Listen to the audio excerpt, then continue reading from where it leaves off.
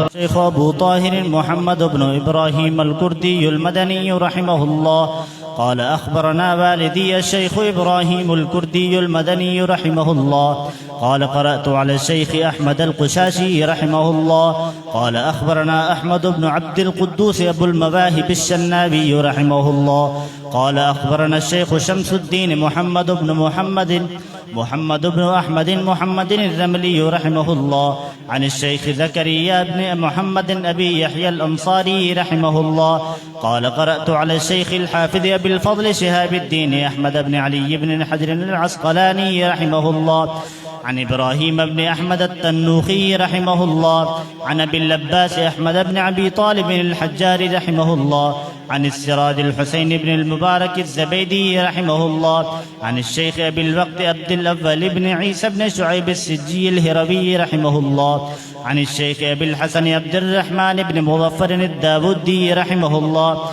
عن أبي محمد عبد الله بن أحمد السرخسي رحمه الله عن أبي عبد الله محمد بن يوسف بن مطر بن صالح البشر بن الفربري رحمه الله عن الإمام الهمام الحافظ الحجة أمير المؤمنين في الحديث أبي عبد الله محمد بن إسماعيل بن إبراهيم بن المغيرة بن بردزبة اليماني الجعفي البخاري رحمه الله اللهم انفعنا وارفعنا بعلومهم وعلومكم آمين أنه قال باب قول الله تبارك وتعالى ونضع الموازين القسط ليوم القيامة وأن أعمال بني آدم وقولهم توزن وقال مجاهد القسطاس العدل بالرومية ويقال القسط مصدر المقسط وهو العادل وأما القاسط فهو الجائر به قال حدثنا أحمد بن أشكاب قال حدثنا محمد بن فضيل عن عمارة بن القعقاع عن أبي زرعة عن أبي هريرة رضي الله تعالى عنه وعنهم قال النبي صلى الله عليه وسلم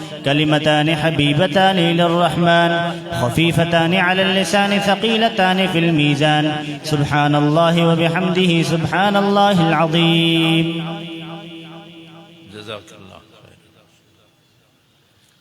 نحمده ونصلي على رسوله الكريم اما بعد فاعوذ بالله من الشيطان الرجيم بسم الله الرحمن الرحيم ان الدين عند الله الاسلام صدق اللہ العظیم. حضرات علماء کرام، طلباء اعزام، حاضرین مجلس، یہ اللہ کا احسان ہے ہم سب پر کہ ہم آج جمع ہیں حضور صلی اللہ علیہ وسلم کے حدیثوں کو سننے کے لیے. بیان علماء کرتے ہیں، وہ بھی حدیثیں وہاں بیان ہوتی ہیں، اور آج کا ایک مخصوص انداز ہے کہ حضور اکرم صلی اللہ علیہ وسلم کے حدیثوں کو جن علماء نے جمع کیا ہے ان میں سے ایک محمد بن اسماعیل رحمہ اللہ ہے جو بخارا کا ہے، اس لیے ان کی کتاب کو صحیح بخاری کہتے ہیں. انہوں نے یہ حدیثیں جمع کی ہیں. حضرت یہ جلد جو سامنے آپ کے ہے، ایسی جلد ایک اور بھی ہے، 2 جلدیں ہیں. حضور اکرم صلی اللہ علیہ وسلم کی حدیثوں کو انہوں نے جمع کیا. ان کی زندگی بھی عجیب، کس طرح انہوں نے علم پڑھا اور کس طرح انہوں نے اپنا وقت جو ہے پورا کیا، اس کے لیے ٹائم چاہیے. اتنی گزارش ہے کہ ان کے والد بڑے عالم تھے، محدث تھے، بڑے شیخ اسماعیل رحمہ اللہ، اور انہوں نے وصیت کرتے اخیر میں فرمایا کہ میری جو دولت ہے، جتنے میرے پیسے ہیں، ان میں 1 روپیہ بھی شبہ کا نہیں ہے، میرے حلال کے پیسے ہیں جو میرے گھر میں. اب بچہ پیدا ہوا، امام بخاری رحمہ اللہ چھوٹا ہے، نظر چلی گئی، نابینا ہو گئے. اب سنبھالنے والی والدہ ہے اور کوئی نہیں ہے، بھائی ہے احمد ان کا، دوسرے رشتہ دار ہیں. ماں بڑی پریشان ہوئی، ماں کو پریشانی ہوئی کہ میرا بچہ چھوٹا ہے، آنکھیں نہیں ہے، زندگی کیسے گزارے گا. اور شروع ہوئی دعا مانگنے میں، دعا مانگتی رہی اللہ سے. اور حضرت دعا میں پھر آدمی تھکے نہیں، نا امید ہو کر چپ نہ کرے. جیسے امام بخاری رحمہ اللہ کی والدہ نے دعائیں کی ہیں، صحیح کام ہو، شریعت کے موافق ہو، اس کے لیے آدمی جتنی دعائیں کرے غنیمت سمجھے اس کو. دعائیں کرتی رہی تو ایک رات خواب میں دیکھا سیدنا ابراہیم علیہ السلام کو. ابراہیم علیہ السلام نے فرمایا قد رد اللہ علی ابنک قد رد اللہ علی ابنک بصرہ لکثرت دعائک قد رد اللہ بصر ابنک لکثرت دعائک. بی بی تو بہت دعا کرتی رہی نا. ابراہیم علیہ السلام کو خواب میں دیکھا ہے. وہ تیرے دعاؤں کی وجہ سے اللہ نے اس کی آنکھیں پھر بنا لی ہیں. صبح کو اٹھی تو بیٹا جو ہے آنکھوں کے ساتھ ہے. یہ امام بخاری رحمہ اللہ جس نے یہ حدیثیں لکھی ہیں یہ ماں کی دعا کی وجہ سے. تو حضرات آپ سے گزارش ہے جو بھی مجمع ہے الحمدللہ یقین کریں جیسے اس وقت یہ طلباء حدیث کے طالب علم ہے. ہم بیٹھے ہوئے سب حدیث کے طالب ہیں. اللہ تعالی ہمیں وہ ثواب دے گا جو حضور کی دعا ہے. فرمائے نظر اللہ عمران سمع مقالتی. اللہ تعالیٰ اس آدمی کو تر و تازہ رکھے خوش رکھے. ارے سندھی میں دا چاہتا نا اللہ ساؤ رکھے کہیں کہ اللہ تو کہ ساؤ کرے. اللہ تمہیں سبز کرے. اللہ تمہیں خوش رکھے. سمع مقالتی میری بات سنے. ثم وعاہا پھر اس کو اچھی طرح یاد کیا. ثم اداہا کما سمعہا جیسے سنا اپنے استادوں سے اسی طرح اس کو بیان کیا. اللہ اس کو خوش رکھے. حضور کی یہ دعا انشاءاللہ پورے مجمع والوں کے لیے ہے اگر ہم توجہ سے سنیں گے. یہاں تک علماء نے لکھا ہے جب حضور صلی اللہ علیہ وسلم کی حدیث بیان ہو آپس میں بیٹھ کر باتیں نہ کرے آدمی. کیوں؟ لا ترفعوا اصواتکم فوق صوت النبی. جہاں حضور صلی اللہ علیہ وسلم دنیا میں تھے اس وقت ان کے سامنے زور سے بولنے کی اجازت نہیں تھی. علماء نے اس سے استنباط کیا ہے جہاں حضور صلی اللہ علیہ وسلم کی حدیثیں قرآن بیان ہو تو اس مجلس میں آپس میں بیٹھ کے آدمی باتیں نہ کرے توجہ کے ساتھ اس طرح متوجہ ہو. تو یہ ماں کی دعا ہے. ہمیں بھی چاہیے آج کل کی ماؤں اور باپ کو بد دعا نہ کریں اپنے بچوں کو. کتابوں میں آتا ہے 2 ماؤں نے جن کے بد دعائیں تو کی ہوں گی لیکن 2 کا کتابوں میں نام آتا ہے. ان ماؤں نے اپنے بچوں کو بد دعا کی. اللہ نے ان کو بڑی تکلیفوں میں ڈالا. ایک علامہ زمخشری حضرت آپ نام سنتے ہیں معتزلی بڑا عالم تھا. اس نے یہ کیا چڑیا تھا جھرکیا تھا چڑیا اس کے پیر میں رسی باندھی اس نے. اب وہ چڑیا ادھر پیچھے بھاگتا ہے تو یہ اس کو کھینچتا ہے. اس کی والدہ کہتی ہے اوئے زمخشری ایسا نہیں کرو.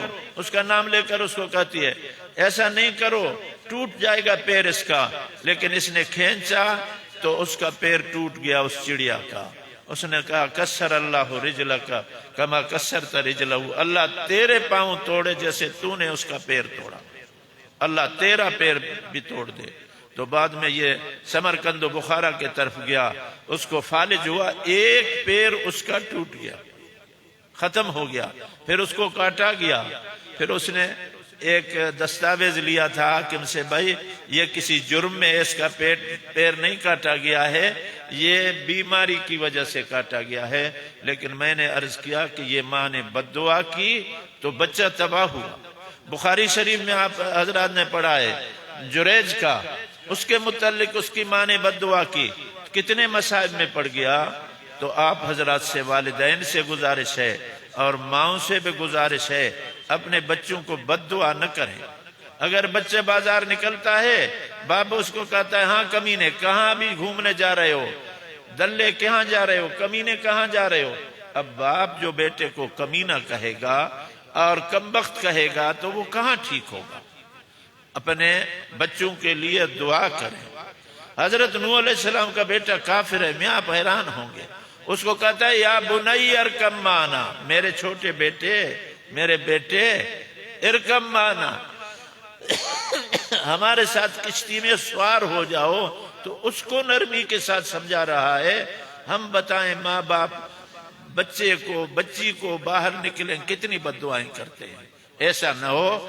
امام بخاری رحمہ اللہ کو اللہ نے جو علم دیا ہے وہ ماں کی دعاؤں کی برکت سے ہے. اور علم دین حضرت جیسے مردوں کے اوپر فرض ہے اسی طرح عورتوں پر فرض ہے. طلب العلم فریضۃ علی کل مسلم، مسلمان مرد ہو یا عورت، اس پر دین کا علم جو ہے، یہ علم حاصل کرنا مرد اور عورت دونوں پر واجب ہے کہ دین کے مسائل کو جو فرض ہیں ان کا علم فرض واجب ہیں، ان کا سنن کا اور ان مسائل کو معلوم کرنا عورتوں کے بھی اسی طرح ہے۔ اور جو ثواب، تعجب کریں گے، جو ثواب نماز پر اللہ مرد کو دے گا وہی ثواب عورت کو، جو حج پر مرد کو ثواب دے گا وہی ثواب عورت کو۔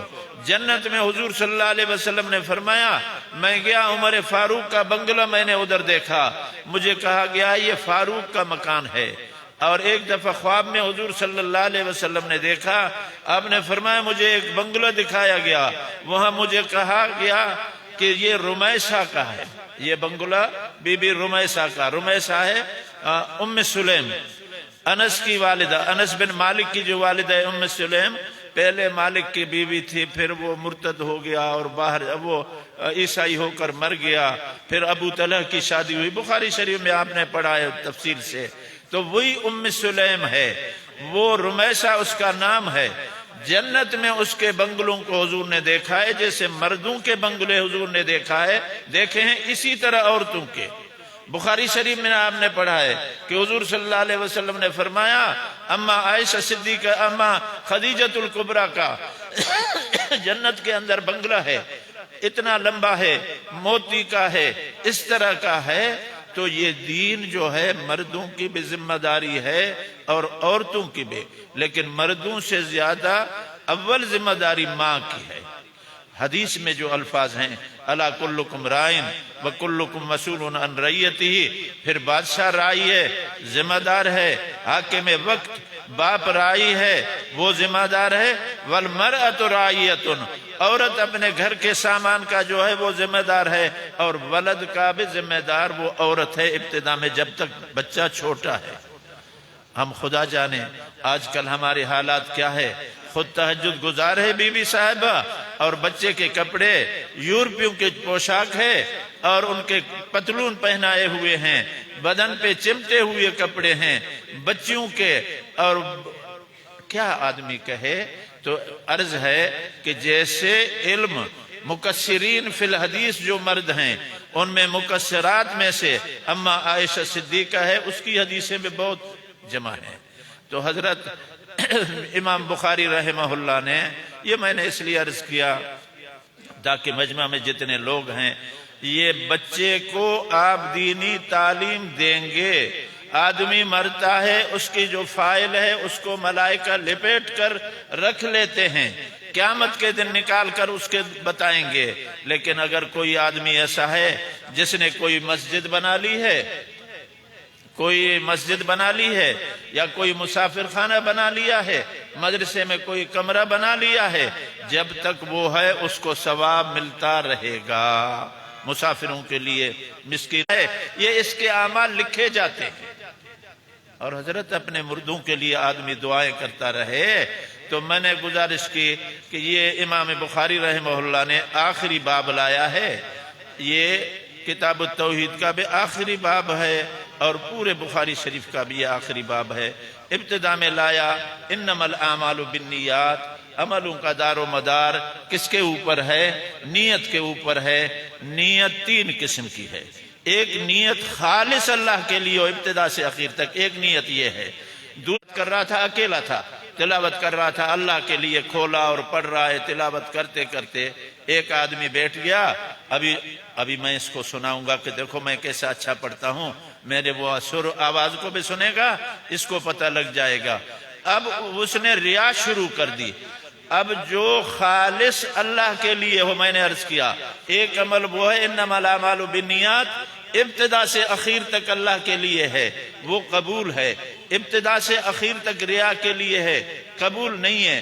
جو ابتدا سے اللہ کے لیے ہے، بعد میں ریا آ گیا تو اس کا کچھ حصہ ریا میں آ گیا اور کچھ حصہ اس کا کس میں آ گیا؟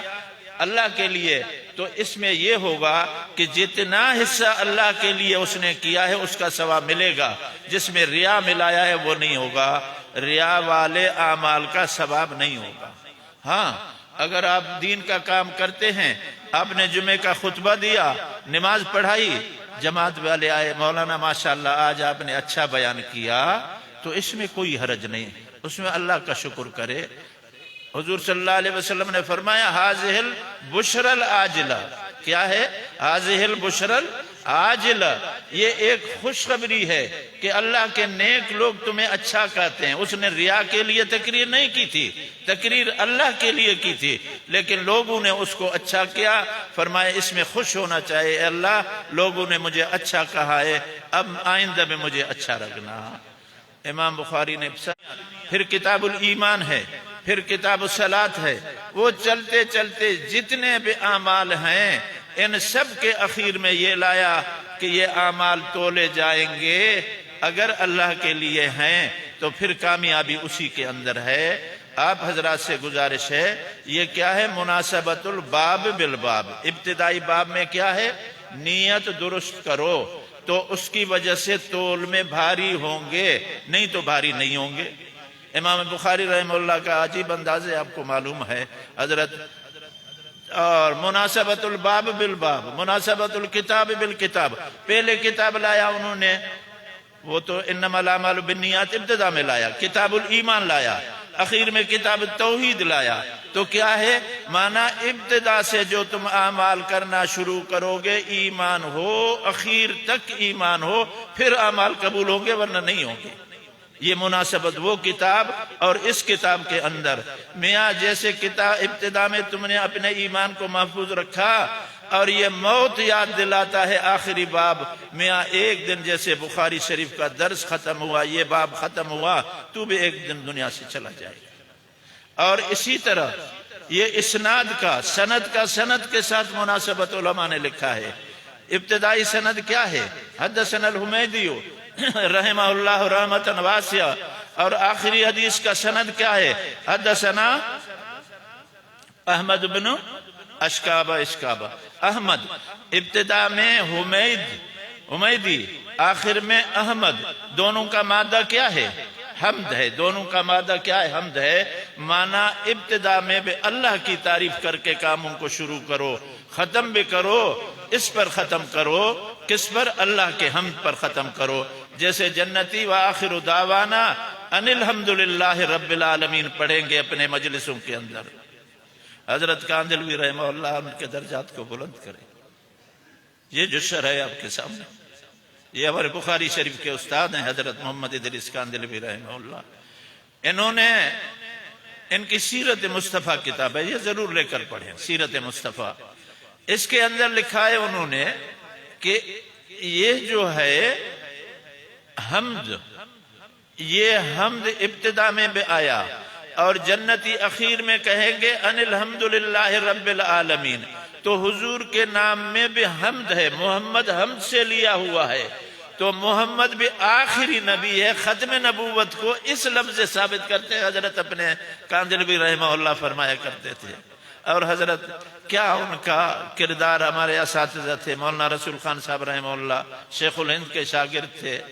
میں جب اس جامعہ اشرفیہ میں آتا ہوں کوئی تعریف نہیں روبرو کی، سارا نقش جامعہ اشرفیہ لاہور کا ذہن میں آتا ہے، گویا کہ وہاں بیٹھا ہوا ہوں، وہی ہمارے استاد ہیں۔ حضرت فرمایا کرتے تھے کاندھلوی رحمہ اللہ، فرماتے تھے اللہ تعالیٰ عالم برزخ میں ہر ایک کو کہیں گے، نیک آدمی کو، مسلمان کو، کلمے والے کو، ہاں قبر میں کیا چاہیے مشغول رہو جب تک قیامت آ جائے، تو فرماتے میں اللہ کو کہوں گا میرا کتب خانہ مجھے دے، پھر میں عالم برزخ میں اپنے کتب خانے کے اندر رہوں، جن کی یہ کتابیں ہوں تو ان کو یہی ہوگا نا ان کی تمنا۔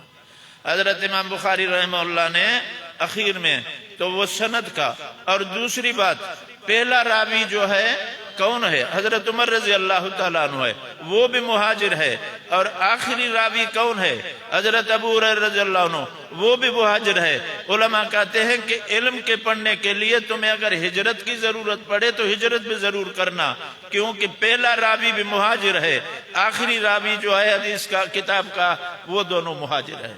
اور فرمایا کہ حضرت عمر رضی اللہ عنہ کو اچھی طرح یاد رکھنا جو تم نے پڑھا ہے، جیسے ابو ہریرہ رضی اللہ عنہ نے حضور صلی اللہ علیہ وسلم سے عرض کیا، یا رسول اللہ صلی اللہ علیہ وسلم آپ میرے لیے دعا کریں، مجھے حدیثیں میں بھول جاتا ہوں، تو حضور صلی اللہ علیہ وسلم نے فرمایا ابسط رداءک، چادر بچھاؤ، چادر بچھائی، چلو بھر کر 1 2 3، فرمایا سینے کے ساتھ ملاؤ۔ ابو ہریرہ رضی اللہ عنہ کہتے ہیں اس کے بعد میں کوئی حدیث نہیں بھولا، کوئی حدیث نہیں بھولا۔ تو یہ دونوں کی روایت لائے، حضرت عمر کی فقاہت پیدا کرنا اپنے علم کے اندر، اور حضرت ابو ہریرہ رضی اللہ عنہ کی جو ہے حفظ کے طرف توجہ دینا۔ تو امام بخاری رحمہ اللہ نے یہ باب لایا، باب قول اللہ ونضع الموازین